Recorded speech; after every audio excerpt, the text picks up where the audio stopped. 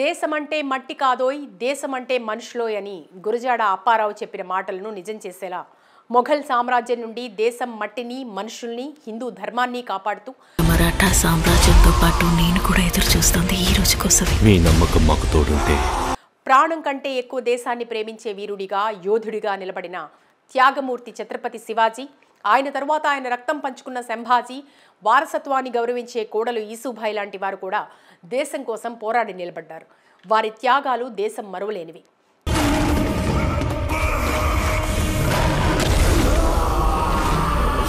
తండ్రి ఛత్రపతిలాగే సంభాజీ దేశం కోసం ఎలా నిలబడ్డాడు, ఆయన ఎంత ధైర్యవంతుడు, ఎంత బలమైన రాజు, ఇలాంటి అనేక విషయాలను దేశ ప్రజలు తెలుసుకునేలా సంభాజీ జీవిత చరిత్రను చావా అనే పేరుతో సినిమాగా తీశారు. ఎంతో దూరంలోనే మరాఠాల సింహం లక్ష్మణ్ నూటేకర్ దర్శకత్వం వహించారు. Legendary music director A R సంగీతం అందించారు.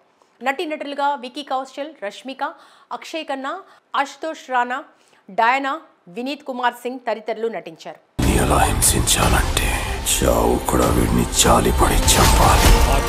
ఇప్పటికే దేశవ్యాప్తంగా 600 కోట్లకు పైగా కలెక్షన్స్ సాధించిన ఈ చిత్రం తెలుగు ప్రేక్షకుల కోరిక మేరకు గీతా ఆర్ట్స్ తెలుగులో డబ్ చేసి విడుదల చేసింది. మరి ఈ శుక్రవారం విడుదలైన ఈ సినిమా ఎలా ఉందో రివ్యూ ద్వారా చూద్దాం. ఛత్రపతి శివాజీ జన్నత్ చేరుకున్నారు జన.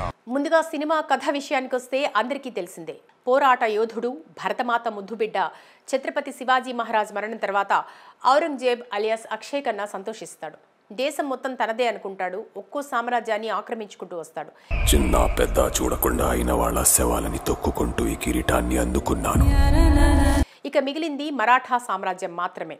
ఈ మరాఠా సామ్రాజ్యాన్ని తన వశం చేసుకుంటే భారత ఖండం అంతా మొఘల్ సామ్రాజ్య స్థాపనకు అడ్డంకులు ఉండవని భావిస్తాడు. మేము మళ్ళీ ఈ కిరీటాన్ని ఆ పొగరుబోతు సంబాచావు కేకని హిందుస్థాన్ మొత్తం విన్నాకి ధరిస్తాం. అయితే ఔరంగజేబ్ ఆశలకు ఆకాశమంత అడ్డుగోడలా నిలబడతాడు శివాజీ తనయుడు ఛత్రపతి సంభాజీ మహారాజ్ అలియాస్ విక్కీ కౌశల్.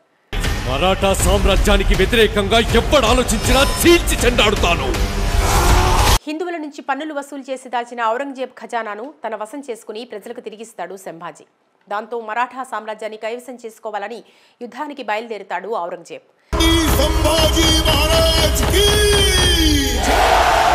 ఈ నేపథ్యంలో సైనికులు ఆయుధాల పరంగా తమ కంటే ఎన్నో రెట్లు పెద్దదైన మొఘల్ సామ్రాజ్యం మీద సంభాజీ ఏ విధంగా యుద్ధం చేశాడు?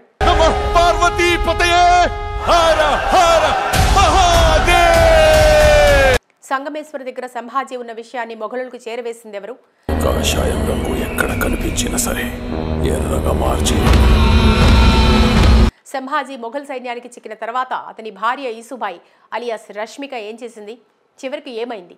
ఆ మహాదేవుని సాక్షిగా ప్రతి పౌరుడి సంరక్షణే మన లక్ష్యం. స్వరాజ్య స్థాపన సాక్షాత్ ఈశ్వరేచ్ఛ. సంభాజీ దేశం కోసం, హిందూ ధర్మం కోసం ఏం చేశాడు, దేశ ప్రజల్లో ఎలాంటి స్ఫూర్తి రగిలించాడు అనేది సినిమాలోని సంభాజీ కథ. ఇక సినిమా గురించి విశ్లేషించుకుంటే ఇది ఫిక్షన్ కథ కాదు, మన చరిత్ర.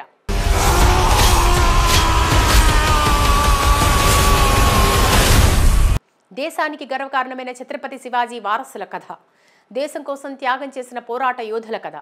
చరిత్ర తెలుసుకోవాలనుకున్న ప్రతి ఒక్కరూ ఈ సినిమా ఖచ్చితంగా చూడాలి. తొలి సీన్ నుంచే యాక్షన్, ఎమోషన్స్, ఫ్యామిలీ వాల్యూస్తో సినిమాను మరింత భావోద్వేగంగా మలిచాడు దర్శకుడు లక్ష్మణ్ రామచంద్ర. కళ్ళల్లో కించిత్ చింత కూడా లేదు. భోన్స్లే వంశంలోని ప్రతి మగవారు ప్రళయంతో సమానం. పర్వతాలే. తొలి భాగంలో ఎమోషన్స్, పాత్రల చేత చెప్పించిన డైలాగ్స్ పూర్తిగా డామినేట్ చేశాయనే చెప్పాలి. సెకండ్ హాఫ్లో పూర్తి స్థాయిలో వార్ సీక్వెన్సెస్ చాలా అద్భుతంగా తెరకెక్కించారు. ఇండియన్ స్క్రీన్పై కొత్తగా సన్నివేశాలను తీర్చిదిద్దారు. సినిమాలో చివరి 45 నిమిషాల పాటు ప్రీ క్లైమాక్స్, క్లైమాక్స్ ఎపిసోడ్లు సినిమాకు ప్రాణంగా నిలిచాయి.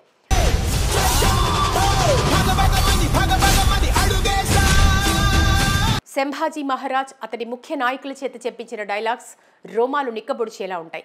క్లైమాక్స్ సన్నివేశాలు దేశభక్తిని రగిలించే విధంగా, పౌరుషాన్ని వెళ్ళగక్కే విధంగా డైరెక్టర్ డిజైన్ చేయడం సినిమాను మరో లెవెల్కి తీసుకెళ్లిందని చెప్పొచ్చు.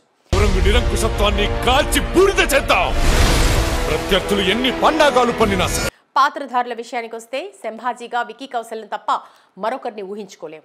ఛత్రపతిగా ఎంత సెటిల్డ్గా కనిపించారో వార్ యాక్షన్ సీన్స్లో అంత రా అండ్ రెస్ట్రిక్ట్గా కనిపించారు.